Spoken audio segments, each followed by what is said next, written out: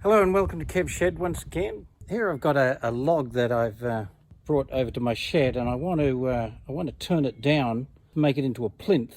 But the question is, how do I turn this when I can't fit it onto my lathe? It's much too heavy, too big. I've got a couple of ideas and I'll try that. It might work, it might not work, but we'll see how it goes. Okay, so the idea is that I make discs bigger than the diameter of this tree, which is about 340 millimeters. So if I make a disc, say 5 or even 600 wide, and then I have a piece of wood going across there, and I attached my turbo plane to that, up and down, I should be able to get a nice radius. That's the idea. I want to make the top at right angles to the log before I cut. And so what I'm going to do is I've propped it up till I got it vertical, and I checked it with a plumb bob, and till it's relatively vertical. Now I'm just going to add a pencil to a spot, say here, and then rule a line to make it nice and accurate. Let's say there.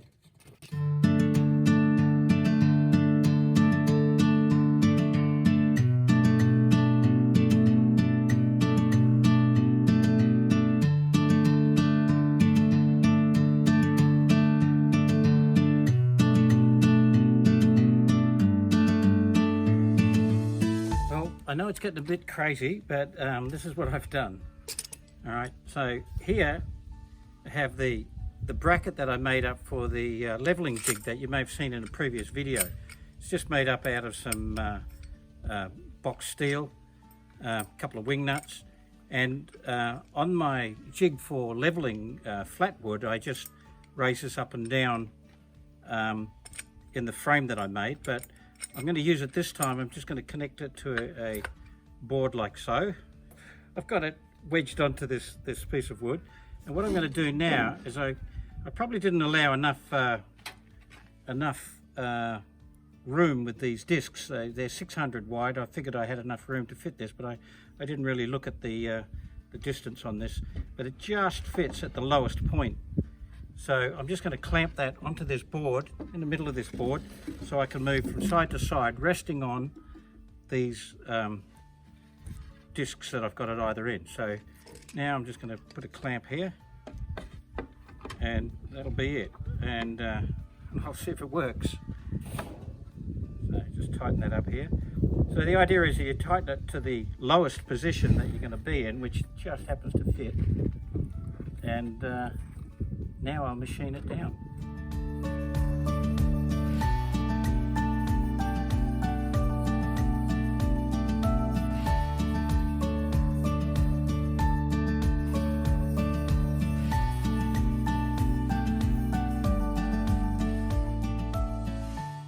I've made a couple of mistakes. One is this top bar here is too long, and so that when I get to the end I can't go past here without it hitting on the ring on the end.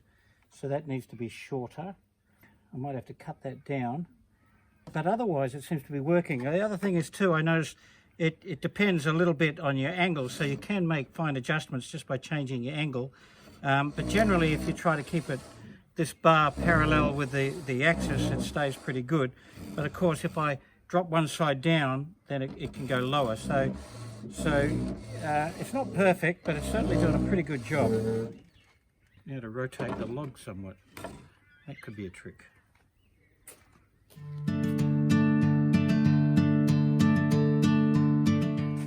So that's my hack for turning a large log.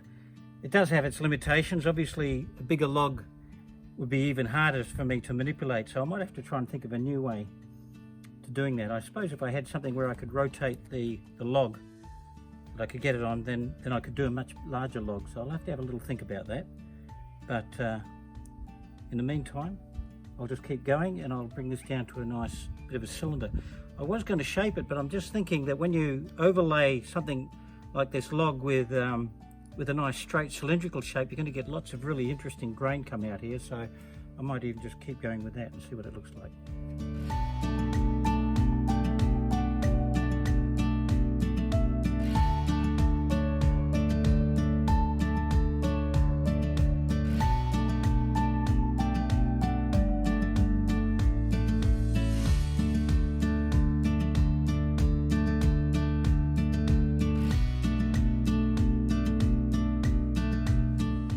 Okay, so I've got it down to a really good cylinder now. It's worked better than I imagined, actually. Of course, this isn't exactly precise, but you can't really tell. There's a few little spots there because it's possible to move the guide around a little bit and change the angle. But this method of having a guide and freehand is really excellent. I'm going to try and see if I can make up some other ideas. I think I can do a better job than this now. I think I could make a better jig. But even so, I've really enjoyed doing this, and I think the wood's come up really, really nice. So what I'm going to do now is use the power carving unit with the leveling guide. This is really good for getting a flat surface anyway, so I'm just going to trim it up a little bit with this and then put fine sandpaper on it, and that'll be it. I'll be able to get a really nice surface. When you superimpose a cylinder onto the log, it's amazing the colours and the grain that comes out. It's really quite incredible.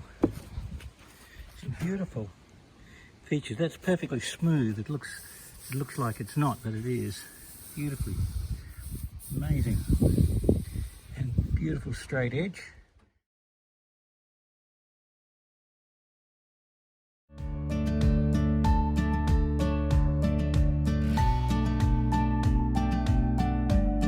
The real advantage of the leveling guide is its ability to very finely adjust the level of either using the turbo plane or the sander. In this case I'm using the sander, and you can very, very finely adjust it and really level things off really beautifully, and I really like that, and it was really useful when doing the outside here too. I could just finely tune it and then take off any high spots very, very quickly.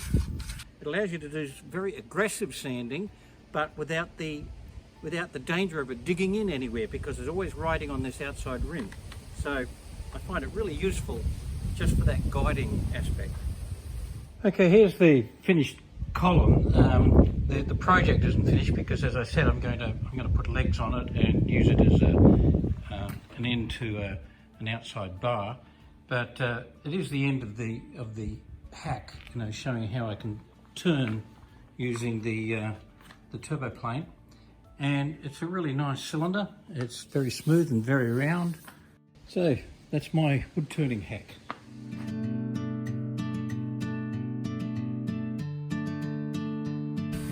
This is a beautiful honey colour.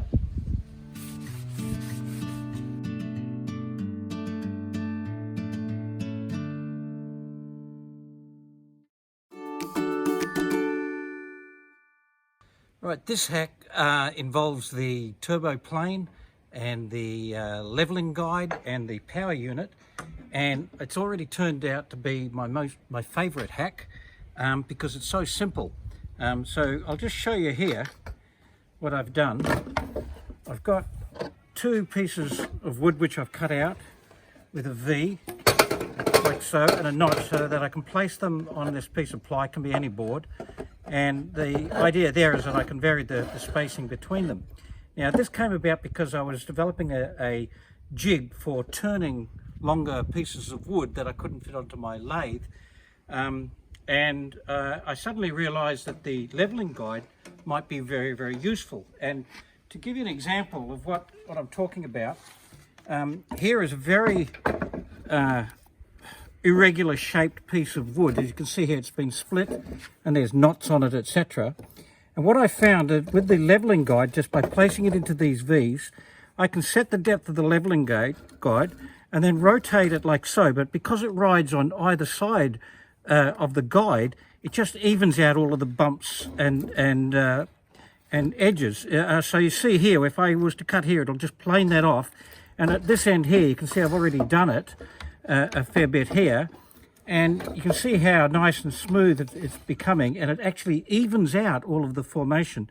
Now in this case, I could bring it down to a total round shape, or I could do an axe shape or whatever, a handle shape, just by focusing on any particular area. But what it really does is even out as it goes in this direction, it's, in some ways it's a new kind of turning. I'm going to call it arbor turning. So I'll just do a bit more of this, and then I'll actually do a larger piece, and maybe even something really I'd like something where you can see here it's been milled and it's just an end there, but once I start to shape it, you can get all kinds of nice smooth shaping. So I think this is going to be really, really handy.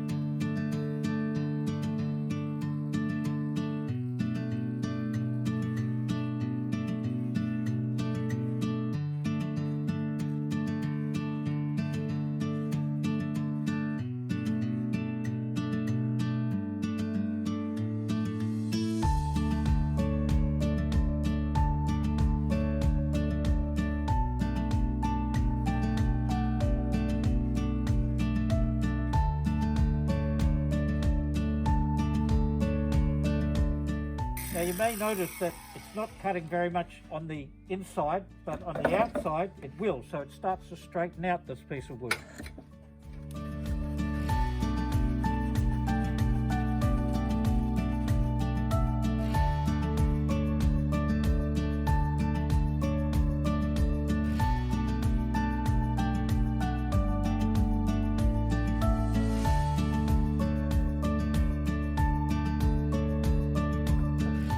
I think the way that it averages out the shape, and you can round it quite round if you want, would be very good for stick furniture and stuff like that. Anyway, I'm just going to put the sander on it now, just to finish off a little bit of that edge there.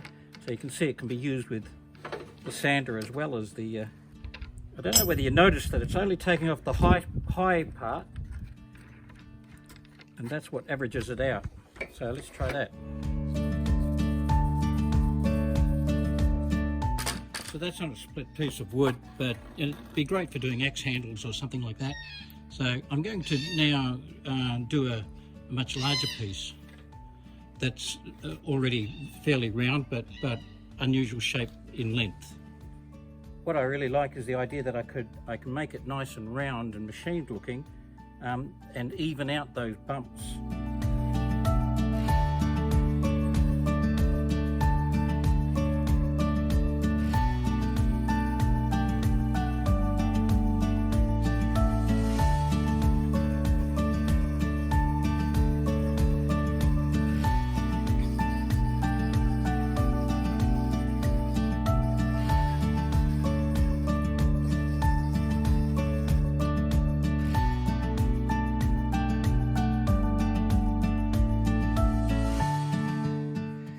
Well, it's very quickly coming down to a very nice pole, and quite elegant sort of curves in it, which are the average of the natural curves that were in it. And I'm really quite happy with that, and that's going to be really quite nice. I'll be using this as a part of a stand for the Viking candelabra. So I've cut it now so that it'll be roughly at head height. The actual Viking chandelier or candelabra will be at about head height. And now what I might do is put it back on the jig and carve it so that it'll look really Viking.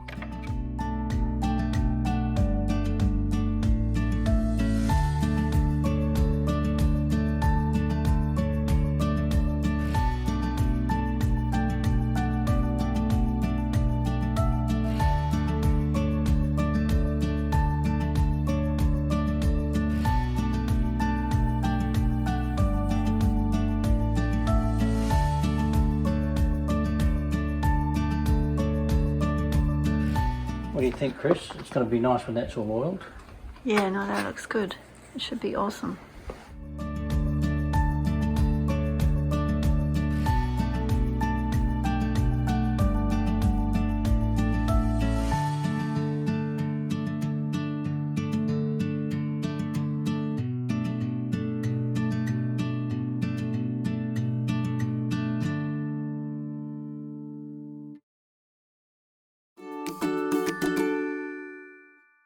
And one last hack that I really want to do, looks like I'm not going to have enough time to do it for the MakerFest, so you'll have to come back to Kev's shed to see this finished.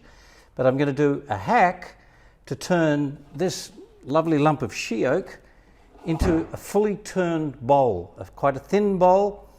It'll look like it's been turned on a lathe, but all I'll be using is the turbo plane and a little jig that I've come up with.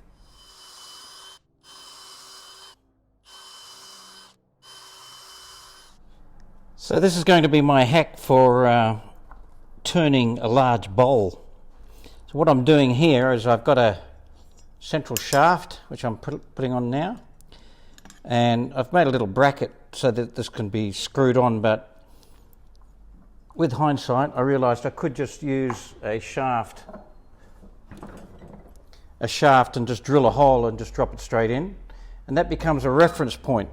So this kind of turning, what we're doing is, on a normal lathe, what one does is they turn the wood, they rotate the wood and keep the tool steady.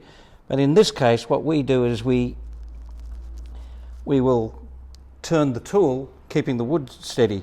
And that'll allow us to turn much larger things than we probably could do with a lathe, such as this bowl that I'm about to make. This will be the reference for all of the turning.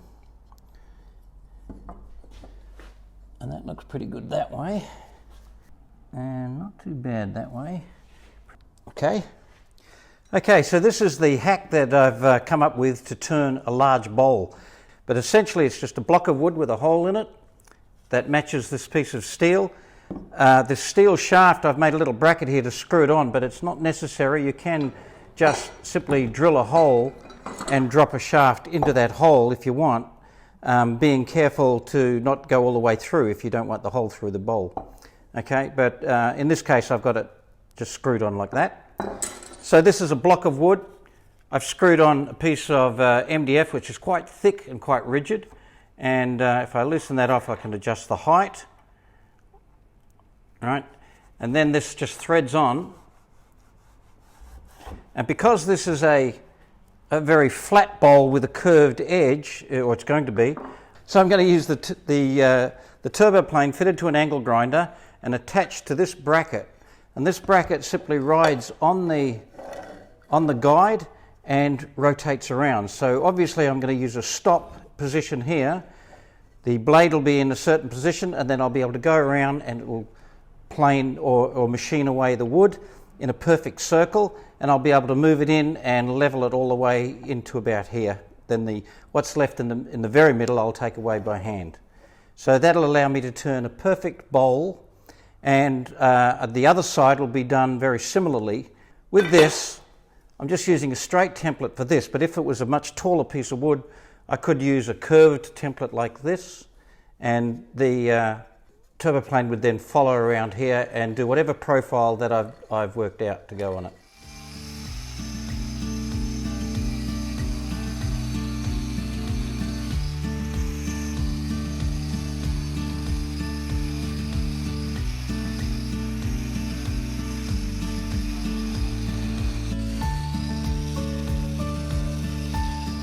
So what I'm doing is just rotating around. I put a stop in here so that it only goes to a limit. I'm going to keep machining down, just gradually moving down, and then I can move this backwards and forwards, and I'll just eat away the rest of it on the bottom. And that natural curve of this blade will be the natural curve of the bowl. However, I can use different shaped templates to create different type surfaces or shapes. And each of the templates, you just cut them out, work them out beforehand and cut them out on a bandsaw. This is just out of MDF, but you can do it with plywood, of course. And yeah, I think it's quite versatile, and this is going to be a really nice bowl.